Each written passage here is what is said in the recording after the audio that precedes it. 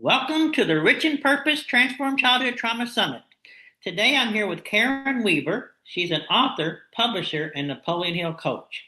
She has published over 40 books and leads her Hear Us Roar, a movement that supports people in turning their stories into healing identity and impact. As the eldest of six and a mother of six, she has lived through trauma and transformation and now helps others rewrite their story too. Karen, thank you so much for being here today. Oh, thank you for having me, Jamie, and hello to everyone who's watching. Karen, when I asked you what you wanted to talk about today, you said, I'm all about the story. So tell us a little bit about the story and what you mean when you say it's all about the story. Yeah. So it's for me, it's all about the power of story because the narratives we have in our own minds can determine how we experience life, and we're both with Napoleon Hill Institute and Think and Grow Rich is very much a big part of of our lives, and our thoughts are just so powerful, and whenever you get to understand that and grow that understanding and awareness, and really look at the stories that you are telling yourself about your past, about your present, maybe even about your future. And if you shift the narrative on that, you can change your whole life. And I did it myself many years ago whenever I wrote my first novel, and that was back in 2010.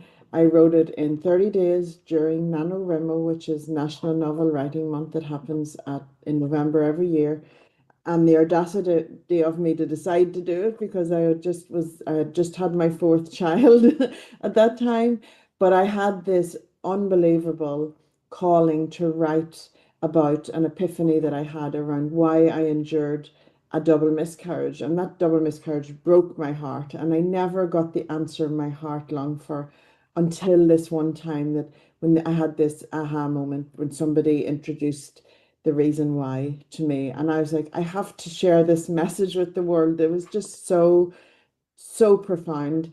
And my own limiting beliefs, because I was not good at English at school and I had limiting beliefs, but they all just got shattered. I was like, the will and the desire and the burning desire to share this message that I had been gifted that set my heart free as to the why, was just so powerful that no matter what, nothing was going to stand in my way. And I started, all of the signs kind of led to me writing a novel.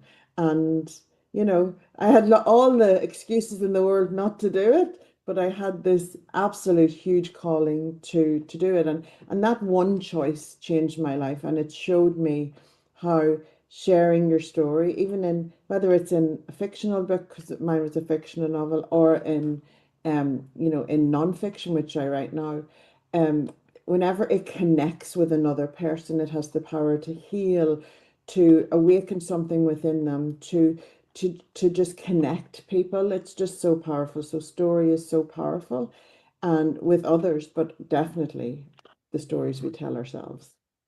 There's no doubt about it. The stories that we tell ourselves really end up, that's where we're going to end up, right? Because Yes, that's the story that we're telling ourselves. yes. Here, many of us, we grow up as children in childhood trauma, and we develop these stories. And sometimes they're like perfectionism, how to be a stronger person. How does that fit into how do we overcome those stories once we get into adult life? Yeah. It's funny because I always, whenever people talk about, trauma and childhood, I was like, I was so blessed to grow up in unconditional love. Mhm. And that was a beautiful foundation for me to go out into life. And I always thought everybody grew up in unconditional love. And I soon realized that no, that is not the case. I was very blessed. I endured trauma later on in my life, but I understand, through doing the work and through my own spiritual awakening, that, sometimes we can't control what happens to us, but we control how we can heal from it, how we can grow through it, and the person that we become. We have control of that. And a lot of fear and a lot of the trauma is in the unknown. It's in where we don't understand things. So whenever we get to understand that we are in control of how we react to things, how we um, allow that to play out in our lives.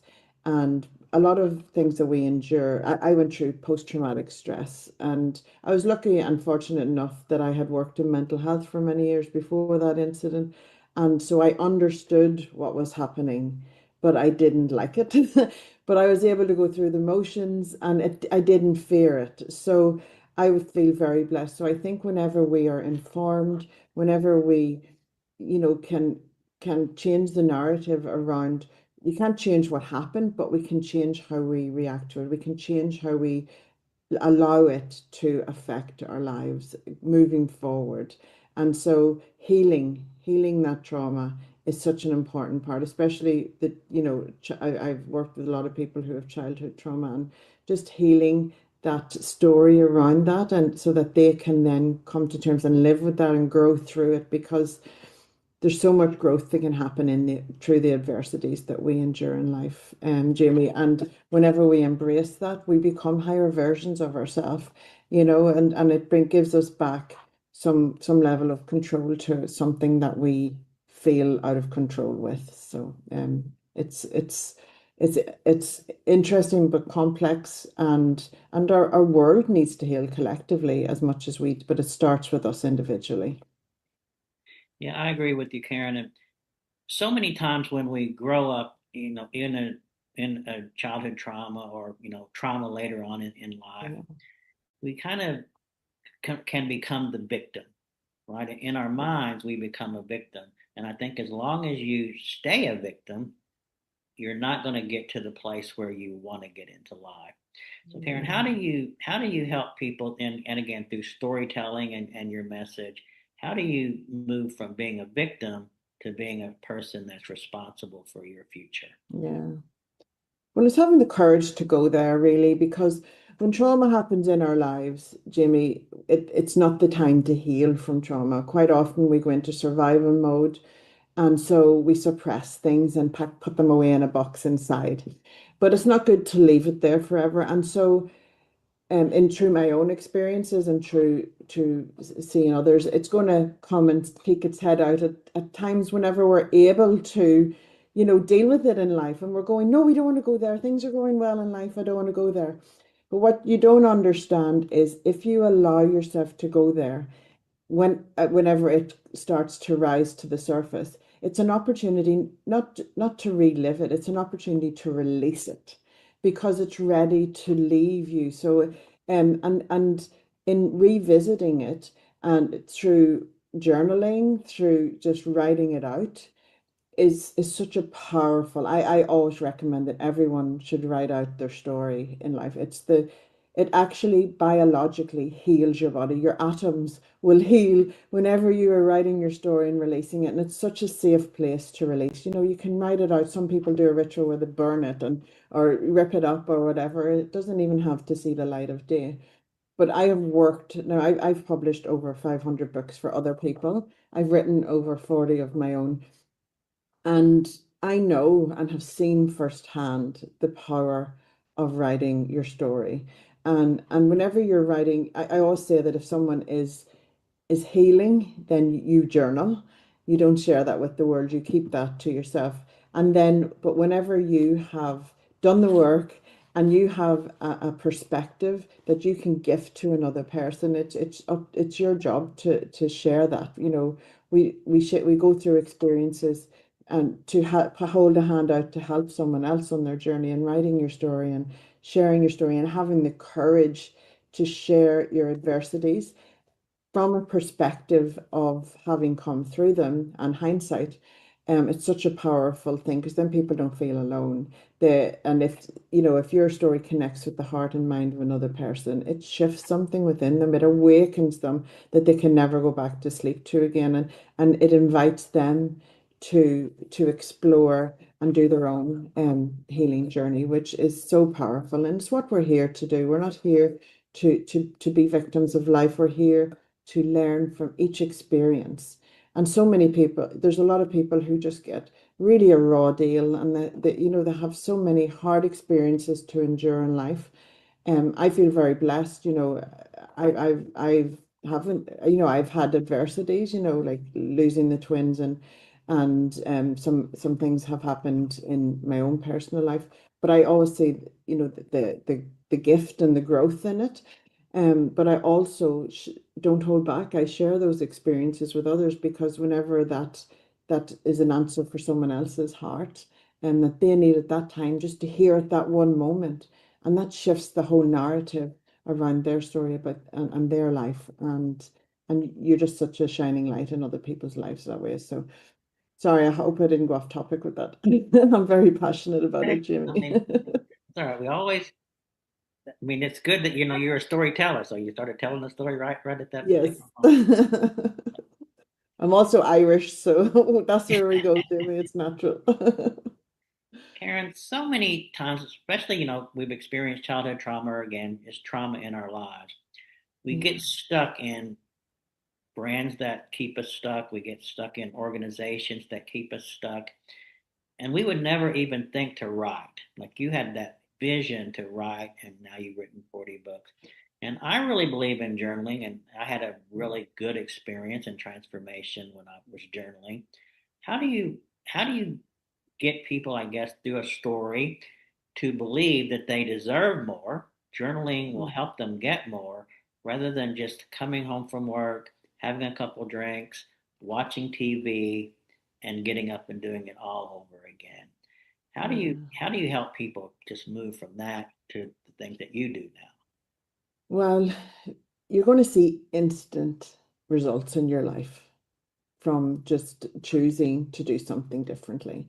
Like if you move into gratitude every day instead of resentment, instantly you're going to see that your environment, your life around you shift as well. That's why I love working with people who haven't experienced any of this type of thinking, because the results that they see just from showing up and inviting positivity into their lives are instant and really transformative.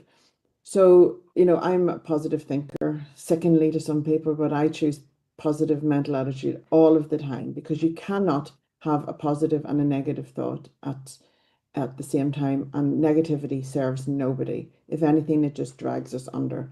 So if you're tinkering, I talk about whenever I fell below the line. If you're tinkering and just getting through life and just tinkering on the this line, whenever something happens in life, you're going to sink below the line, maybe hit rock bottom. That's what happened to me. I was the cup empty. I was just giving to everyone, not giving to myself first. So I made a mental choice. Um, Whenever I came out of my PTSD and came back into my spiritual awakening, that I was going to show up and I was going to experience life. So it's about making a choice. I was going to see what I could get out of life, and writing came into my life at that point. And when I was able to process things by writing them on a page, and now I was bad at it, I had the limiting belief, I was terrible at English at school, all of the things, I had all these limiting beliefs, but I had this desire to just start writing. And it'll take a little bit of effort at the beginning to just start writing, but you can't go wrong with it. Whatever comes through and comes through you. But if you know any of the work that we do, if you're able to just stop and just be in that moment, writing is quite meditative. So if you're not good at meditating, if you are good at writing, that's the same kind of flow. You're connecting in with a higher source, you're allowing things to flow through you. And that helps heal. It like glows a light through your body that helps heal you, heal your atoms, and you're going to see instant results in your life just by choosing to do that one act. And if you build upon that, and you're seeing the results, your life is going to shift. You're going to shift from negative victim, into positive, hero in your life, where you're starting to rewrite the narrative. And, you may have to do it intentionally. I also, you got to do things intentionally and mindfully for the first while, but after a while, it just becomes part of who you are and it just becomes automatic. And so you will have to put in a bit of effort at the beginning, but you're going to see the results that will far surpass any effort you put in. It's beautiful. Well, what they say is if you don't put any effort into it, it's not gonna be worth it because so many times, you can give me $1 million today, but since I didn't work for it, I'm gonna spend it probably quicker Yeah, than yeah, yeah. normal because you didn't get a chance to really, and you were saying that, and I'm a very positive person as well. And I listened to a lot of Zig Ziglar, and he said, positive thinking won't let you do anything, but it will let you do everything better than negative. Absolutely. So if That's you it. can just learn to be positive, and a lot of it is reading the right things, right? If you Yeah. watch TV and people getting murdered and people getting divorces, and that's what's going into your subconscious mind, and I think that causes you to lose hope. Yeah. What are you feeding yourself? Who are the people you're surrounding yourself with? Is it adding to or taking away? Very consciously, recently, I've been very putting everything through a filter. Is this adding to me or is this taking away?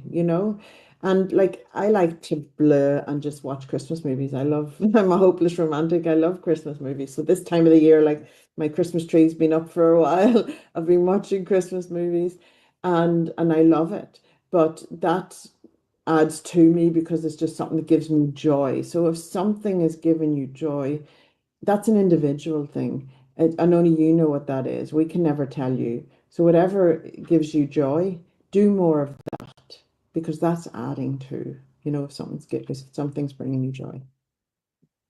Well, I just have to ask you this question because it kind of boggles my mind. How does someone write 40 books, novels, and I mean, I just am curious because you hear people, I wrote 2 books, I wrote 1 book, but 40 books, Yeah. and you don't even look Yeah. 40 years And old. and I've written them. I haven't AI'd anything. I've written every one of them. So I've been writing for 15 years. So since 2010, when I wrote my first novel, and then I went on to write two more novels in that series, and they're all very much spiritual fiction and those things. And then I started to write children's books because I have a lot of kids. So and then I started writing on my Master Gifts series, which was before I was introduced to Think and Grow Rich, but which really connects and ties in with the whole principles in Think and Grow Rich, but probably more from a feminine perspective. And my master gifts are, mindfulness, knowing, intention, love, gratitude, forgiveness, and belief. So those are my 7 master gifts, and I lived a year in each one of them. But because I'm all about books. I'm all about publishing. I'm in that world, so I begin my day. I host the self-discipline camp here now in Australia, so I'm up at 4:30 hosting that. And then I write afterwards. So from 5:30 to 6:30, and sometimes I can push it out to 7. I'm writing, but I am in this beautiful, it's one of those like spaces where it just comes through me onto the page. Sometimes I write and I'm going, did I write that? And it's a beautiful flow. And again, it's momentum. It's what I love to do. Like my dream is just to live in a house above a forest with a bay window, just writing. I have like a list of 100 books I want to write, like and it's just my dream. Like that's it. And for those, because I know the power of words whenever they reach readers and they connect with readers and the power of words to shift something.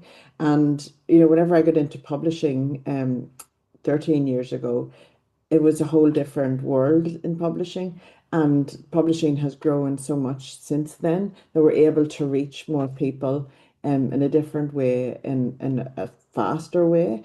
And books, just the physical books that you smell and sit and read and be cozy with, like those people thought 10 years ago they weren't going to be around, but they are because you cannot take away the experience of sitting and reading and connecting in a book.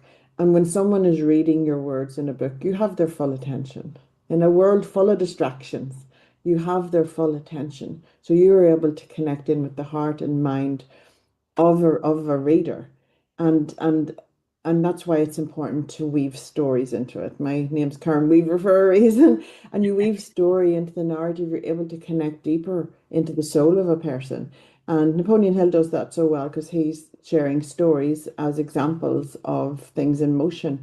And I do the same. You're sharing stories of principles in motion, to help, because people learn quicker through story rather than being, taught in like in like manuals and things. People learn stories. They take in stories. Oh, I remember hearing this story about, and they connect in with the essence of the story and the lesson in the story rather than being told a whole new philosophy of thinking as well. So I just like the power story. I've studied a lot of philosophers because I have a doctorate in philosophy. So during that I've read a lot of books and read a lot of of stories from people, and I learn so much better when people are sharing stories rather than teaching me directly, if you know what I mean. Story is just such an amazing way to absorb new knowledge.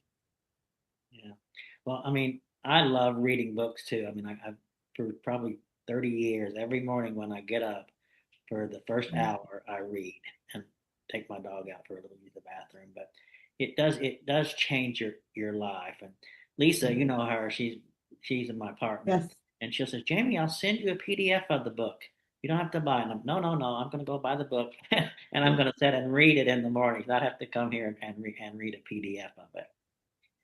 Yeah, because we do a lot on computers, isn't it, Jamie? Reading is, for me, is an experience. I'll sit up with a cuppa and or a water or whatever and just sit in my little Zen den, as I call it, and just, and I don't want to be lugging a computer out there. We're on our screens enough. Reading for me is an experience, something that I retreat to and just love and absorb. So, and it gives you a whole different it doesn't feel like a chore then whenever you're sitting in a cozy. It feels like something and you absorb it so much better, don't you? It's like you're sitting with a companion, having a chat, reading their words, getting to know them better. It's beautiful. Yeah, and people need to be inspired to read. Yeah, I was when I was going to school, I never read unless, of course, the teacher made you read me and neither. the book was hard. But then I listened to a lot of Brian Tracy, back at Yes, one point, and he said, if you want to double your income, I can tell you how. Get up and read for 30 minutes every morning before you watch anything negative. And I thought, oh, I'll yes, do that. And now it's turned into I read just I mean, I read a lot and on time. Now I don't even hardly yeah, watch TV, but it was that one little instance that said, I'd like to double my income. And I started yeah, reading it and it became a passion for me. So sometimes it's just the fact that you do something yeah, and you think, wow, I never thought that I'd like that, but I love it. yeah. You try it, absolutely. And it's like it's so different reading something that you want to read and what you're being forced to read. Because in the school I had no interest in what we were being, made read in those, apart from Far from the Madding Crowd. I like that. But but now I get to choose what I'm reading. And whenever your subconscious mind is absorbing all of that and bringing into your reality experiences, inspired thoughts, and people that are aligned with that. So it's you're serving yourself whenever you're watching, like look at NHI. There's so much content on NapoleonHillInstitute.com for you to absorb and to feed your mind with really good fertile stuff that's going to help amazing mind seeds grow. There's lots of stuff on YouTube, like Brian Tracy, like Bob Proctor. There's so much stuff on YouTube that's really free and accessible that you can watch, that's adding to, that's nurturing you, helping you call in into your experience and into your existence. And we always need to be aware of what resonates. If we're on a healing journey, what's resonating with us right now, and actioning that. Because every lots of people, I can give lots of advice, you can give lots of advice, Jamie, but if it's not resonating with the heart of someone, then it's kind of lost. And so whatever it is that someone resonates with, that's what they're to action in that moment.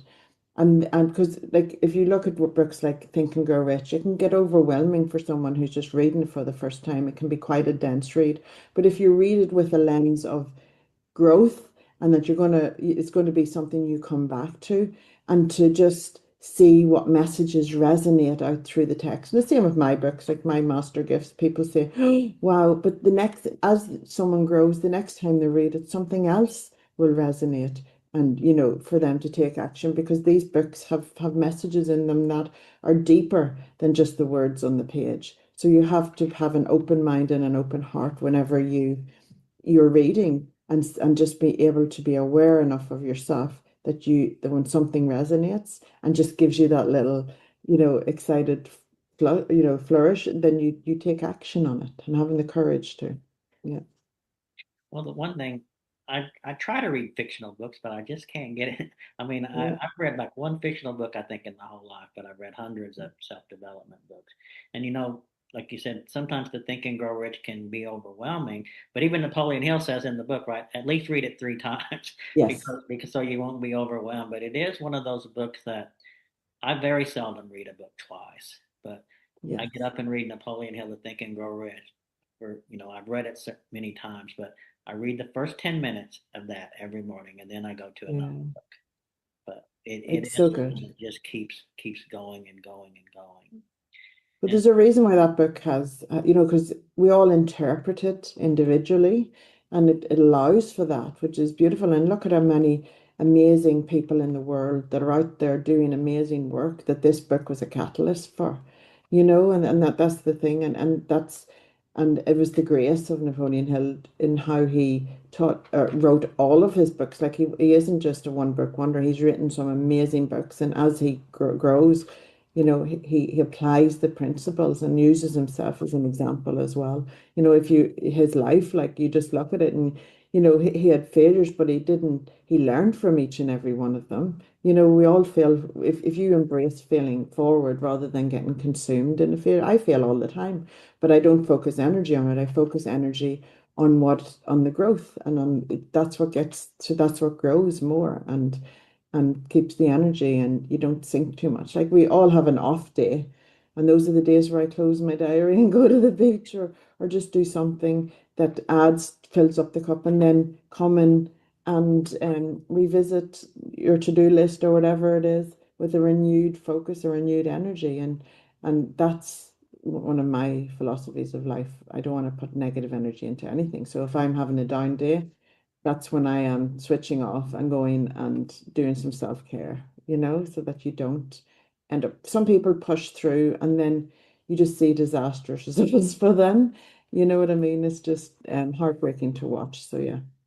yeah, well, I want to go into a little bit of Napoleon Hill here because I have a little question here. It says, how do you integrate success principles with deep trauma healing, especially when someone doesn't feel worthy or they've had success yet? Yeah. Well, success is really identifying what success means to you at that point, and it's an evolutionary thing. You know what I mean? And some people are putting pressure on themselves, because they have an out there definition of what success is, and Napoleon Hill invites us to explore and go on an adventure to see what our burning desire is. So start to dream and start to heal on the journey. Like, you don't have to wait until you're healed to start dreaming and experiencing life. You can start taking steps now towards it. You're invited, everyone's welcome. That's what I love about Think and Go Rich. It's for everyone, there's nobody excluded. And whatever place you are in your journey of healing or on your journey of life, you can still take that one step outside of your comfort zone and start that journey. Um, and the first point is to start to dream, start to know what it is that you want out of life, and start to believe that you are worthy of it, no matter what you have experienced in life. You are worthy of so much greatness, and you do not have to be defined by any negative in your life. So don't make yourself suffer any more than you need to, because we have the power of our thoughts. Our thoughts are the most powerful gift that God gives us. And whenever we allow ourselves to explore that and to find the power that we have in that, and find the power that we have in, and get inspired by others, then we're able to walk into that as well. And a lot of trauma, there's fear in that, and exploring the six ghosts of fear that that's in is really, really, really powerful place to start whenever you are, if you've got trauma, unresolved trauma to explore. So if you go there and start really just doing that work, you're going to start healing, and things are going to start happening in your life that you may not understand, but you're going to see and feel differently. And that may feel alien to you at the time, you know what I mean? It's not going to feel familiar. The trauma is going to feel familiar.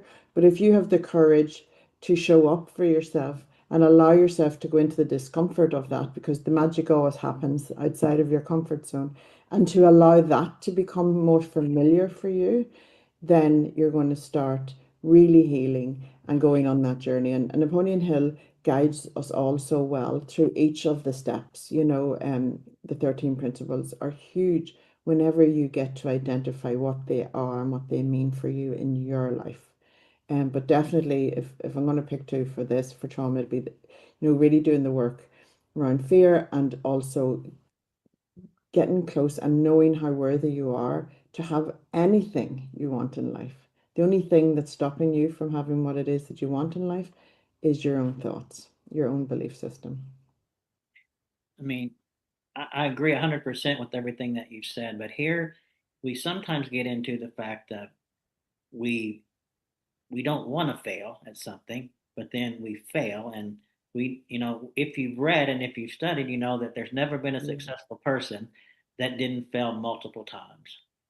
But Yes. then when you get around people that, again, maybe they've all had childhood trauma, because you kind of attract, right, who you're comfortable with, and feel safe.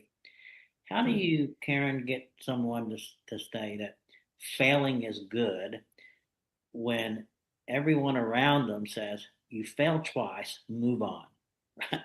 And uh, and unless you have a community like a mastermind that someone Yes. that people will keep you going, but it becomes kind of overwhelming, the fact that you Mhm. keep going when you're surrounded by people that tell you to stop. How do you kind of want people to change their mindset on that? Yeah. Well, you do have to change your environment. You do have to change and start. Like you can do it if you can't move yourself out of the circle that you're in right now. Start reading. Like in my own personal books, I share. I'm open book. There's nothing I don't share. So it's when someone's sharing, right? Well, I failed at this, but I didn't let it define me. I just learned from it and moved on, because we're all failure is a part of life, because that's what we grow through, and we have to become comfortable with it. And a lot of times, from it comes from our childhood, where we are given that belief, as part of our paradigms, that failing is bad. Failing is not bad. Everybody fails. Every single person fails. But it's what you do with that failure that can be the failure. If you're failing yourself, if you don't take the lessons out of that and grow through them. If you keep failing on the same thing all of the time, you're just on a hamster wheel. It keeps coming around for you to learn the lesson. So learn the lesson, move on. You grow in that. You start to see, and it's just becoming aware of that, and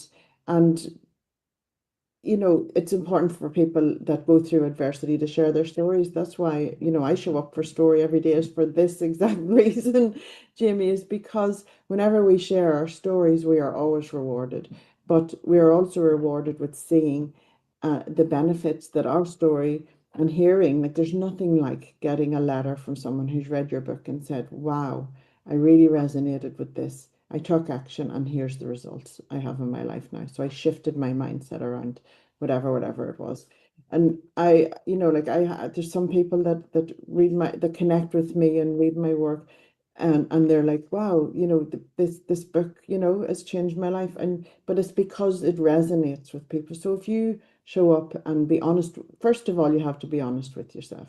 Right. Second of all, you have to have a desire to get out of that cycle of just, if everyone's if you're just in trauma all of the time and surrounded by people who are in trauma and who are victims to life and all of that, then it's harder, but it's not impossible. It just means you have to put in a little bit more effort. But the results you're going to see instantly are going to be so amazing. Like there's nothing like watching someone step into and discover this. It's like they discover a treasure trove. It's like they awaken to themselves in life and see. Like I had a cocoon period for 14 months of my life. I was in PTSD. I call it my cocoon period, and just I just had to go through it. But and then I had a double miscarriage that woke me up out of it, and I started to feel again. So start to take steps into what into a different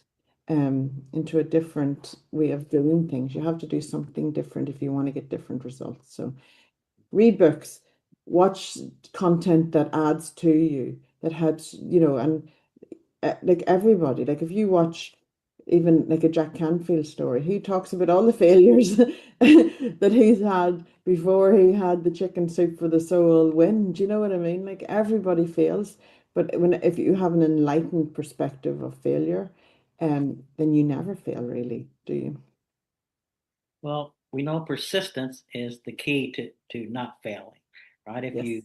If you maybe you make something that doesn't quite happen the way you wanted it to happen, you don't look at it as a failure. You look at, as you said, you look at it as a growth opportunity.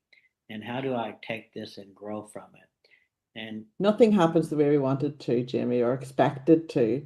That's one of the things that Napoleon Hill has really taught me is that, you need to be open. You need to know what it is that you want. Get clear on what it is that you want, but you need to be open to the journey. And, you know, if you might try to micromanage that journey, you're going to miss so many opportunities that are gifts from the universe to for you to to kind of leap forward in life, because most of the opportunities come from left of center. You would never have foreseen them coming. Like I know in my own experience, I've achieved so many great things in my life. I set intentions and I experience amazing things that blow my mind.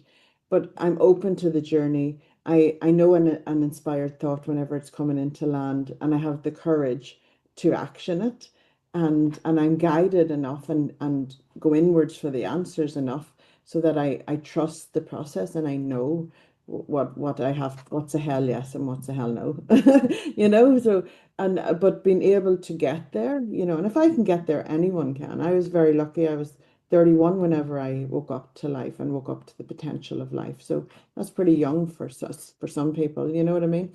And so I've been on this journey and building upon that every day.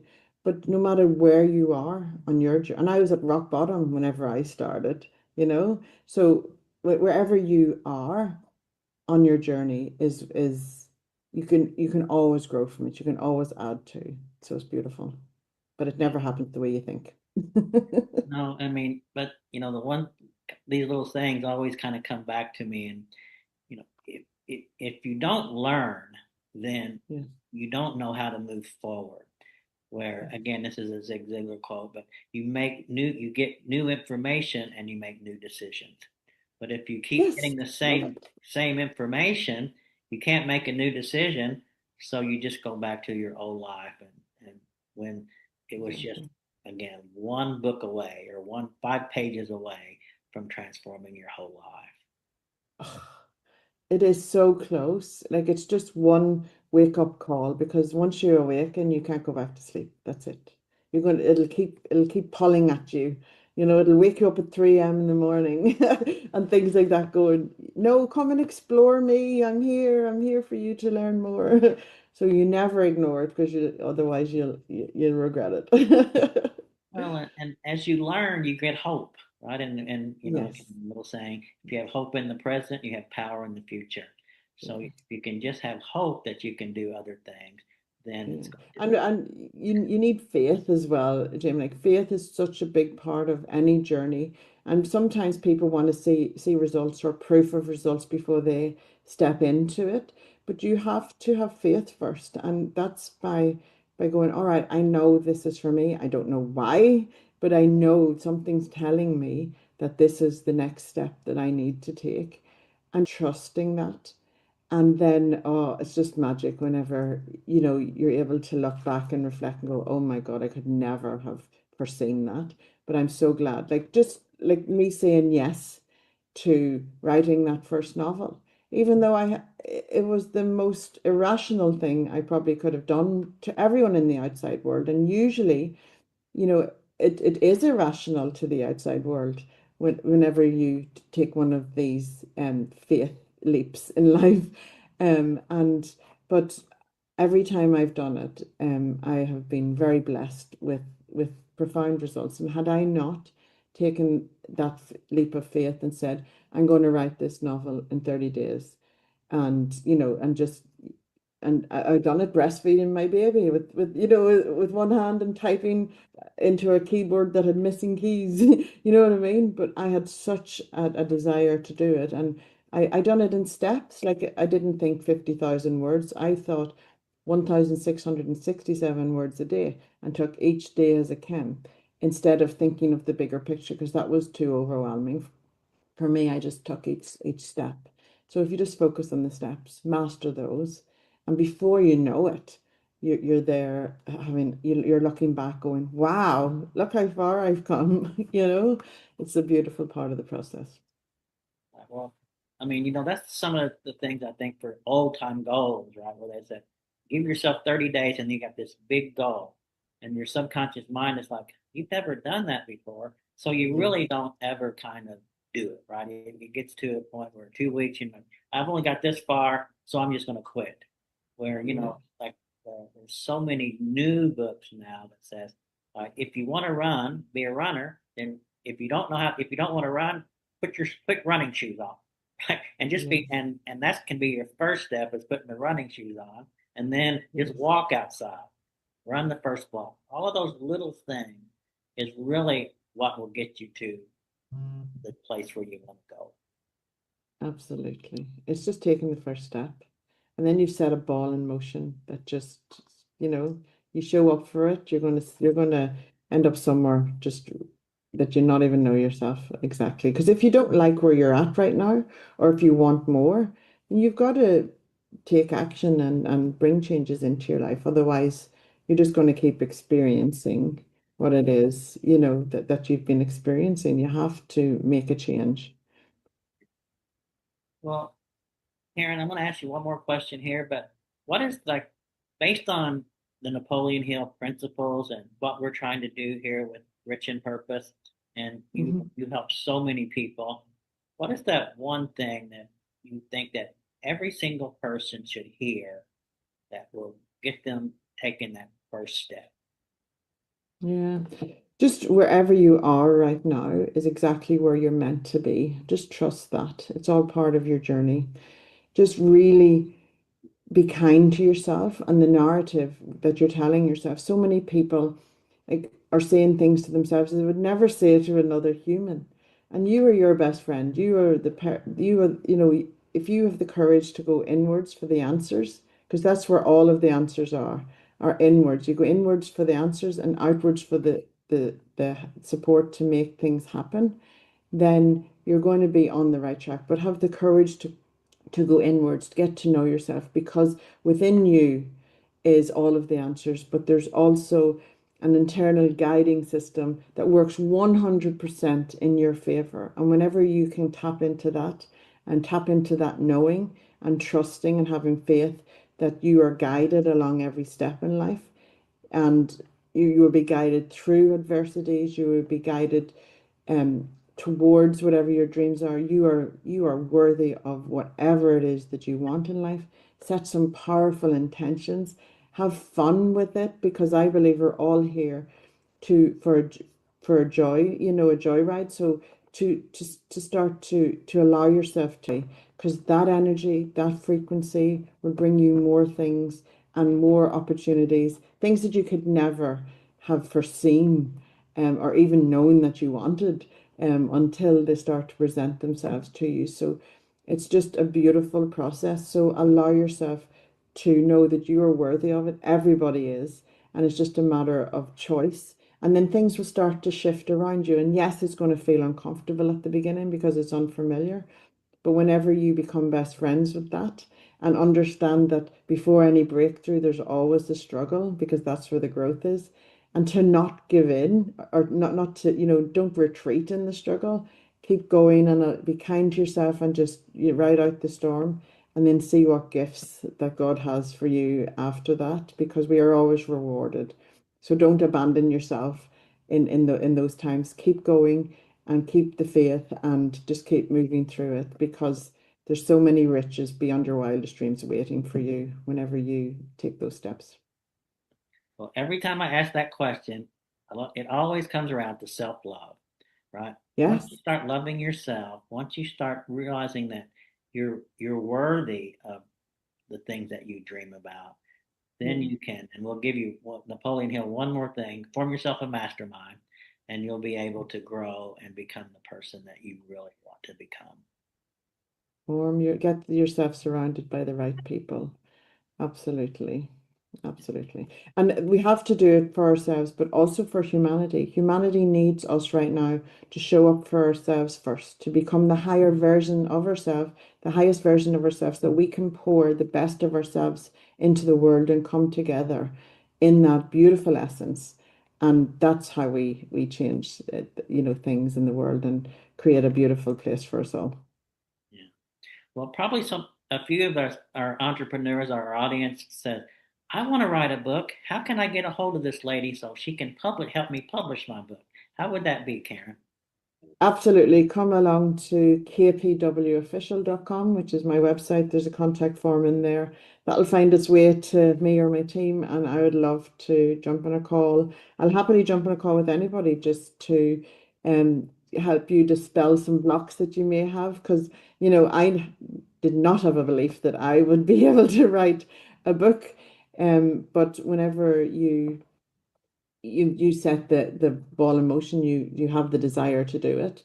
I can help you eliminate a few blocks and get you running with it. So happy to do a call for anybody who has that call. All right. Well, thank you so much, Karen. It's been a pleasure talking to you. And I know that others have learned because I've learned. And it's always great to talk to people who, especially have done, you went through some trauma, but look at the things that happened in your life that, you've written 40 books and you have organizations that help people. And it's just amazing if you just set your mind to it, right? You can overcome obstacles. So thank you for being an example. Thanks you for telling your story. And I'm sure that we are going to get to work together again soon. Absolutely, Jamie. So lovely to meet you and to meet everyone. And yeah, thank you for all that you do with Rich and Purpose. Beautiful. Thank you so much, Karen.